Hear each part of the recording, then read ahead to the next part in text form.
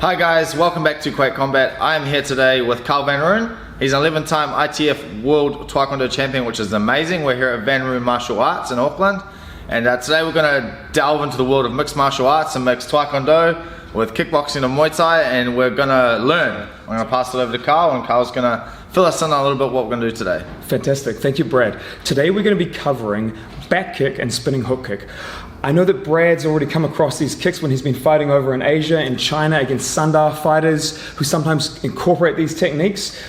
We've been collaborating now for a couple of years. He came to the Roon Martial Arts Summer Camp. Everybody loved it, so I'm really excited about this new collaboration series of videos between Quake Combat and Roon Martial Arts. As I mentioned, today we're going to be covering the spinning back kick and spinning hook kick. We're going to be looking at pointers about how a Taekwondo fighter would set these up. Strengths and weaknesses to the kick. Obviously they're very powerful, but they can also leave you quite vulnerable. So let's talk about how you can recognize if a person is trying to spin kick you. Okay, let's get started. Okay everyone, so check it out. We're going to start with the spinning back kick, and I'm just going to talk to you about how the opponent needs to set up their footwork and their stance to be able to execute this kick. When you commonly see people striking in a more of a square stance, squared up, they have to take an extra step to set this up. So pretty much have to get their foot in a line like this before they can kick through with a back kick or with a spinning hook kick. So that alone is a telltale sign. That can occur by them either stepping across into the center line, or if the opponent is circling. For example, if Brad circles this way, he can end up putting my feet into a line. At that point, it's easier for me to throw that back kick, or it's easier for me to throw a spinning hook kick. One thing to watch out for is that these two kicks can look quite similar. So when the person starts to torque their shoulders, you've got to be quite careful not to overcommit to one or the other. If you overcommit too high, you can end up exposing your liver, or if you cover up too low, you can get caught with that spinning hook kick to the face. So let's have a look at how the technique is thrown and a few different variations on how people set it up. So if Brad grabs that kick shield, good, and I'm working on a back kick. Me personally, I like to throw my back kick under, more like a horse. Now, it's not as powerful as doing a spinning side kick, which looks a bit more like this. If I do a spinning side kick, my knee comes up to the side and I kick around this way, right? But it takes a little bit longer. For me, I like to kick under with my heel this way, so that if I was kicking towards the camera, rather than coming around in a circle inefficiently, I'm coming directly under, so anything in the line gets hit. It's a bit like the difference between throwing a straight right hand or throwing like an overhand or curving. So if you were going to try to beat the opponent to the punch, or the kick in this case, so to speak, this would get there a lot quicker. It's harder to read, it's harder to see. So if Brad just takes a little step back, good. If I do one at a half pace, I'll be kicking like this. I line up my lead hand. So you notice I'm in that kind of bladed stance. You see this commonly in karate and taekwondo, styles like that. I'm standing this way, I'm going to turn my heel first towards the target. Then I'm going to square up my shoulders in the opposite direction. Now I'm going to bring my heel towards my butt and bring my knee up this way. If I don't lift my knee up this way and my heel up, I'll scoop up and I might get my legs stuck, or I might kick them low and miss. So I'm going to come right up like this and then kick back like a horse. If I just do one at half pace now, that's the back kick. See, I'm kicking under. What I'm trying to do is I'm trying to drive my backside in his direction. If I open up my shoulders this way and I really throw this around, I create a circular force which can sometimes throw me off. You'll get more power that way, but you'll often end up missing like this. You're almost telling your body that you want to do a spinning hook kick, which is a different type of kick. It's a different type of technique, but as you can see, the setup is very similar, so it can be quite deceptive and quite hard to read the difference. Let's have a look at that back kick again. I'm standing in that bladed stance here. In many styles, I'll call this a horse stance or a horse riding stance. In ITF Taekwondo, we call it a sitting stance. I line up with my lead hand. It's almost like an aim. It's almost like an aim. I've got my rear hand up, a bit similar to a Philly shell that you might see in boxing sometimes. I'm holding that out, I turn and aim my heel to the target. I'm going to lift my heel to my butt and lift my knee. Chest stays in the opposite direction. I don't want to spin, I just want to turn. So I'm coming this way, underneath. I would say that this is one of the most powerful kicks in martial arts. The downside is I have to turn my back, and by standing side on, I expose a couple of targets. Of course, I give away my lead leg, makes it easy for Brad to chop it down with his kick. That makes it difficult unless I'm using distance to regulate it. So if he kicks low, normally karate Taekwondo we use distance to regulate that position, so I don't have to check.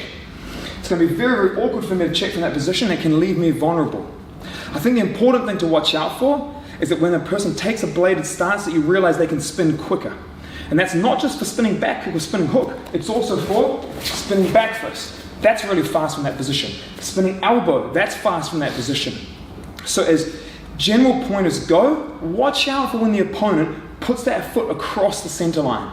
It can happen in a variety of ways. If Brad blocks, say, with his left hand with like a scooping block like this, and my foot ends up in that position, this is a really common one that a lot of people use. Very simple to read. A lot of time it's easy to see, but you just got to be aware of how their foot ends up there. Other times, Brad might maybe just sway back out of the way and my foot goes across the center, and now a lot of times people will just spin through, try to connect that way. Could be here, could be there.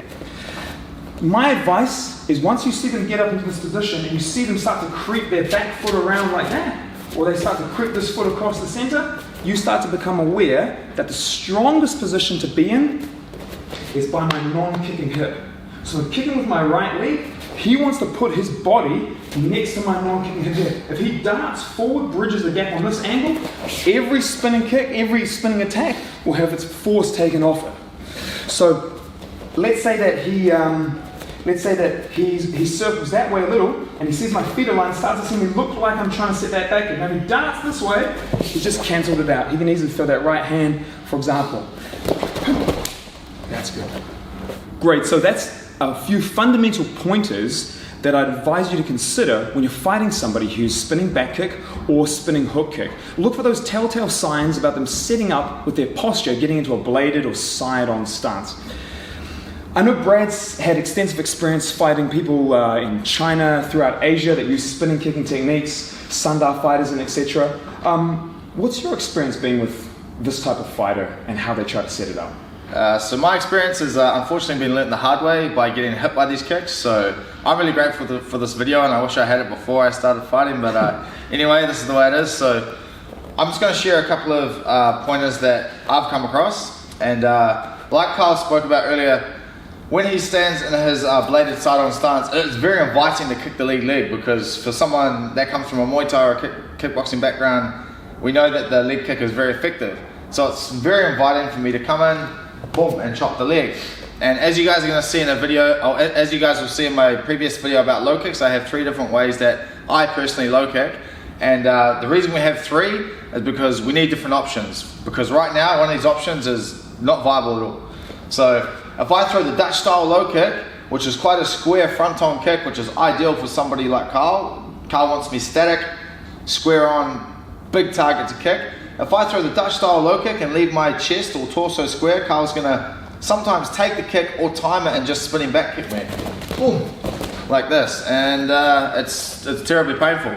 So what we're gonna do is, we're gonna adopt the Thai style low kick, because that, like I said in the video, the Thai style low kick takes me off the center line. And as Carl was saying earlier, I can cut that sharp angle if I see him lining up that kick.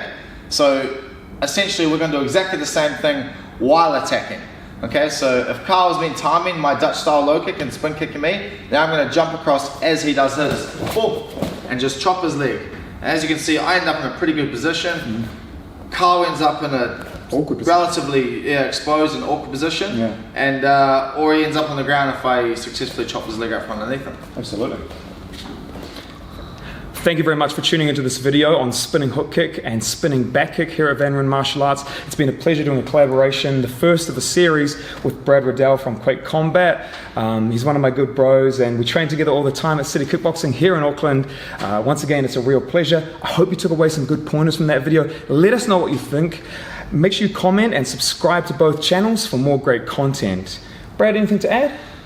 All I can add is that was an awesome video. Even though I was in it helping teach it, I was completely absorbed by it. So yeah, I really hope you guys enjoy it as much as I did, and it's been an absolute pleasure being here at Van Roon Martial Arts with Carl and learning off such a high caliber athlete, and yeah, we're spoiled. So make sure you guys subscribe and hit the notification bell above, and we'll get back to you with new videos soon.